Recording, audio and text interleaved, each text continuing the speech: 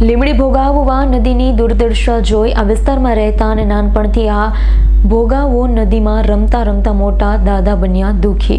આ બાબતે ખાસ કરીને વાત કરવામાં આવે તો લીમડી સરસ મજાની ભોગવો નદી આવેલી છે। એક સમયે આ નદી એટલી બધી રેતીથી ભરચક રણિયામણી હતી। ત્યારે આ બાબતે ખાસ કરી વાત કરવામાં આવે તો લીમડી સરસ મજાની ભોગાવો નદી આવેલી છે। એક સમયે આ નદી એટલી બધી રેતીથી ભરચક રણિયામણી હતી। ત્યારે હાલ તમે વિડીયોમાં જોઈ રહ્યા છો કાંટાળી ઝાડીઓથી ભરેલી હાલતમાં જોવા મળી રહી છે। ત્યારે આ બાબતે તંત્ર આંખ આડા કાન કરી જોઈ રહ્યું છે, તેમજ આ નદીમાં કચરાના ઢગલાઓ પણ જોવા મળી રહ્યા છે।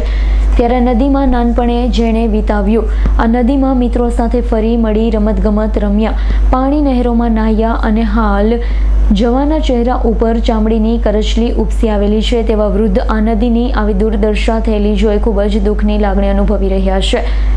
નદીની સફાઈ કરવામાં આવે, પહેલાં જેવી નદી હતી તેવી નદી હાલ બને અને વળી પાછું આ નદીમાં નાના બાળકોનો કલરવ જોવા મળે તેવી આશા વ્યક્ત કરી રહ્યા છે। ત્યારે હાલ નદીમાં નદીનું પાણી તો નહીં પણ ગંદી ગટરનું પાણી વહી રહ્યું છે। ત્યારે આજુબાજુના વિસ્તારના લોકો પણ ત્રહીમામ પોકારી ચૂક્યા।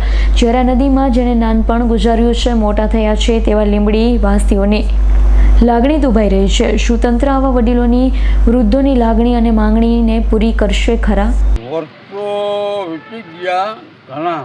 લીમડીની અંદર નદી ચોખ્ખી હતી અને ચોખ્ખી એક પણ ખડનો તળનો અંદર રહેતું નહીં।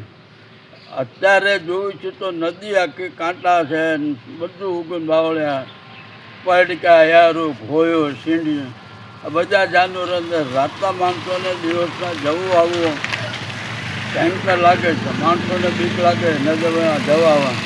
અત્યારે નદીમાં ખુલ્લા રાતના જાદુ જોવા જાય છે, દિવસમાં પણ જાય છે, પણ બીચમાં સંદાર જવા જાય છે। કોઈ જાતની વ્યવસ્થા નથી, કોઈ જાતનું ઓલું નથી। આ નદીની અંદર જે કાંટાળી ઝાડી ઉગી છે એ બાબતે શું કહેશો? કાંટાળી ઝાડી એના વિશે સરકાર બેદરકાર છે કે મ્યુનિસિપાલિટી બેદરકાર છે? આમાં બેદરકાર કોણ? કોના કારણે આ નદી સાફ થતી નથી? તો તમે આ ઝાડીને કપાવવા માટે શું કહેશો લોકોને? લોકોને એમ કહેવું જોઈએ કે ભાઈ આપણે સંગઠનની અંદર રહીએ અને જઈએ અહીંયા કને જે તે અધિકારીને વાત કરીએ, અધિકારી મળે અને રજૂઆત કરવી કે ભાઈ નદીમાં રસ્તો સાફ કરી દો, નદીમાં ઉતરવાના પગથિયાં પણ બરાબર નથી। કારોબારી ચેરમેનને કીધું, પ્રમુખને રજૂઆત કરી, પણ આજની તારીખમાં કાંઈ રૂબરૂ જાતે આવીને જોઈ જાઓ તો ખ્યાલ આવશે કે દલિતવાસની અંદર અત્યારે તમે જુઓ એટલે એટલી બધી દુર્ગંધ મારે છે, ખુલ્લી ગટરો છે, ગટરો ખુલ્લી છે। આપણે આજે દાદા નદીની વાત કરીએ તો નદીની સફાઈ કરવી જોઈએ કે ના કરવી જોઈએ? નદીની પહેલાં સફાઈ કરવી જોઈએ। જે કાંઈ પાણી ગામનું આવે છે એ નદીમાં આવે છે। ગટરના પાણી નદીની અંદર આવે, એટલી બધી ગંદકી છે અને રોગચાળો થાય છે।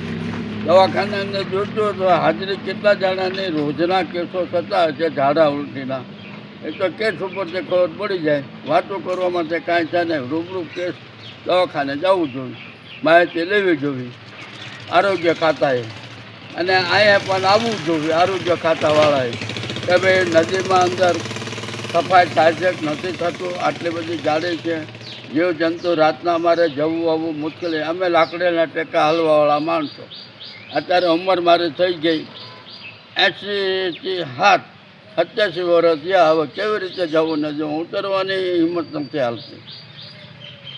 કલ્પેશ વાઢેરનો રિપોર્ટ, S9 ન્યૂઝ, સુરેન્દ્રનગર। અમારી તમામ માહિતીથી અપડેટ રહેવા માટે જોડાયેલા રહો S9 ન્યૂઝ સાથે।